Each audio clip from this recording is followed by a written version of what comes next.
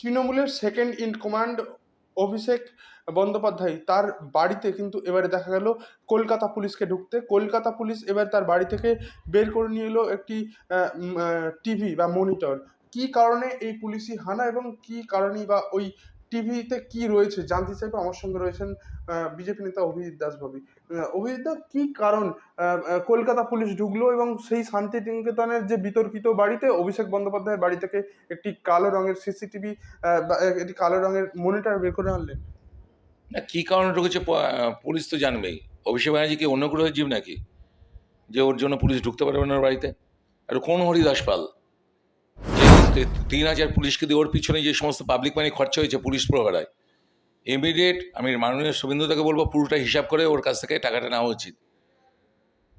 আর ওই যদি ওই আপনার যেটা বলছেন যে সিসিটিভি যদি আমি জানি না কি নেই নিয়ে এসছে তদন্তকারী সংস্থাগুলো বা পুলিশ ডিপার্টমেন্ট কলকাতা পুলিশ, যদি হার্ড ডিস্ক যদি নিয়ে আসে তাতে ফুটেজে পাওয়া যাবে অবশ্যই যে কোন কোন অফিসার, কোন কোন স্মাগলার, কারা কারা অভিষেকের সঙ্গে দিয়াজ স্থাপন করেছিল, তাদের তো অবশ্যই ফুটেজগুলো পাওয়া যাবে।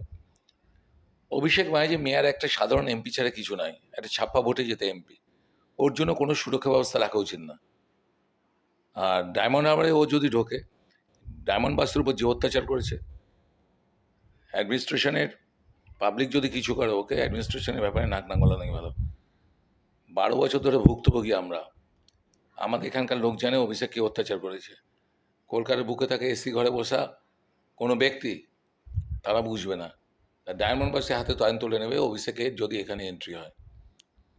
এবং ও যেভাবে আমাদের মতন অনেক লোককে পঙ্গু করে দিয়েছে, অনেকের মায়ের কোলকারি করে দিয়েছে, তো এটা অটোমেটিক্যালি ক্রিয়া ভার্সাস প্রতিক্রিয়া, এটা হবেই।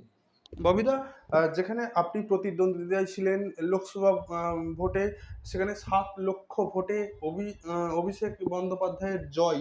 ইতিমধ্যে আপনি একটা মামলা ফাইল করেছেন এবং মামলা চলছেও। মামলার ভবিষ্যৎটাই বা কি এবং অভিষেক বন্দ্যোপাধ্যায়ের ভবিষ্যৎ? আরে ভবিষ্যৎ কি, ওর তো আমি তো বিচার ব্যবস্থা ভরসা আছে, আমি তো সব ডকুমেন্টস নিয়ে দিয়েছি অলরেডি। যিনি জাস্টিস সুগত মজুমদার উনি অলরেডি ইভিএম ক্যামেরাগুলো, যে ক্যামেরার উপর লিপস্টিক লাগিয়ে দিয়েছিল, ফেভিকুইক লাগিয়ে দিয়েছিল, কাদা লাগিয়ে দিয়েছিল, ওগুলো সমস্ত প্রিজার্ভ করতে বলেছেন ফরেন্সিক টেস্টের জন্য, ইনভেস্টিগেশনের জন্য। ওতেই ধরা পড়ে যাবে যে কীভাবে এটা করেছে। অভিজিৎ দাস বাবুর উপর যে সার্জিক্যাল টেপ লাগিয়েছিল এবং ফর্ম 70C ফর্মগুলো, তাতে দেখা যাবে যে যাদের আঙুলির ছাপ তারা অরিজিনাল কিনা মৃত ভোটাররা ভোট দিয়ে গেছে। যে সমস্ত অফিসে আছে সানুবক্সির মতো যারা এগুলো কোঅপারেট করেছে তাদের এগেনস্টে ভিজিলেন্স হবেই, ছাড় হবে না কাউকে। এবং আপনার ডিএম সুবিত গুপ্তা, তৎকালীন যে জেনারেল অবজারভার, পুলিশ অবজারভার, যে কমান্ডেন্টের যে বিএসএফের কমান্ডেন্ট ছিলেন তিনি, এরা কত কোটি টাকা নিয়েছে অভিষেকের কাছ থেকে সেসব তদন্ত হওয়ার প্রয়োজন আছে। আর আমি ছাড়বো না, 2024 ইলেকশনে যত দূর হয় যেতে যাব। আর এখানটায় আমার বিচার ব্যবস্থার উপর ভরসা আছে যে অভিষেকের প্রার্থীপদ ক্যান্সেল করিয়ে এখানে নতুন করে নির্বাচন ঘোষণা হবে এবং অভিষেক আগামী আইন অনুযায়ী আগামী 6 বছর ভোটে দাঁড়াতে পারবে না। তার মাঝেও আশা করি যে শুভেন্দুদা যেভাবে শুরু করেছেন, ওর তো কয়লার কেলেঙ্কারিতে 2200 পৃষ্ঠা চার্জশিটে 17 নাম, তিহার জেল ওর জন্য রয়েছে। ববিদা, এই যে লোকসভা ভোটের যে নতুন ভোট তার আগেই, তাহলে কি মেয়াদের আগেই অভিষেক বন্দ্যোপাধ্যায়ের প্রার্থীপদ বাতিল বা তার পদ বাতিল হতে পারে? আশা করি এবারে বিচার ব্যবস্থা যাদের যেগুলো স্পিডি হবেই। অলরেডি হিয়ারিং হয়ে মানে হয়েছে, একটা দুটো হয়ে গেছে। আমাদের মাননীয় বিল্বল দলদা তিনি বাঘের মতন লড়াই করছেন ওখানটায়। অভিষেক তো প্রথমে হাজির হয়েছিল, তার কষ্ট চাপানোর কথা বলতে সঙ্গে সুর করে হাইকোর্টে হাজির হয়েছে, গিয়ে ওকালতনামায় হলফনামে সই করেছে। তো ইডিসিবিআই যেটা পাইনি, আমি অন্তত ঘাট ধরে ওকে নিয়ে গেছি তো হাইকোর্টে।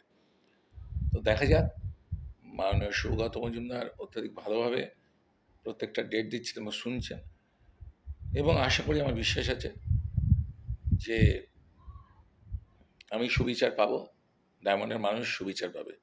অভিষেক ব্যানার্জি যদি ফ্রি অ্যান্ড ফেয়ার ইলেকশন হতো এই 26-এর মতন, 3 লক্ষ ভোটে হারতে হয়তো জামানত জব্দ হতো। এ বিষয়ে আমি নিশ্চিত ছিলাম। আমি নিশ্চয় মনে আছে ভোটেরা আমার নাম ডিক্লারের সময় আমি যে ওয়ার্ডসগুলো দিয়েছিলাম, আমাকে তখন অনেকে বিশ্বাস করেনি, এখন সকলে বিশ্বাস করছে। অনেকে আমাকে তখন সহযোগিতা করেনি, এখন তারা ফাঁকা মাঠে অনেকে গোল দিতে যাচ্ছে। কিন্তু যখন আমাকে ফলতায় যখন আটকে রেখে দিল, কেউ আমার সঙ্গে যোগাযোগ করেনি, একমাত্র শুভেন্দু দা আমাকে বলেছেন আপনাকে মেরে দেবে। উনি আমাকে নিয়ে খুব টেনশনে ছিলেন। আপনি যে করে ওখান থেকে বেরিয়ে আসুন, কারণ ক্রিমিনালরা পুরো ঘিরে রেখে দিয়েছিল।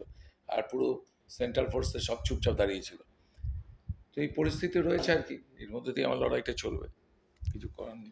অর্থাৎ বিচার ব্যবস্থার প্রতি আস্থা রেখেই একদিন তিনি সুবিচার পাবেন, এবং অভিষেক বন্দ্যোপাধ্যায় যেভাবে ছাপ্পা ভোটে, ভুয়ো ভোটে জিতেছে, যেই অভিযোগ নিয়ে তিনি হাইকোর্টে দ্বারস্থ হয়েছেন, তার মাধ্যমে বাংলার এবং ডায়মন্ড হারবারবাসীও সুবিচার পাবে, এমনটাই আশাবাদী অভিজিৎ দাসবাবু।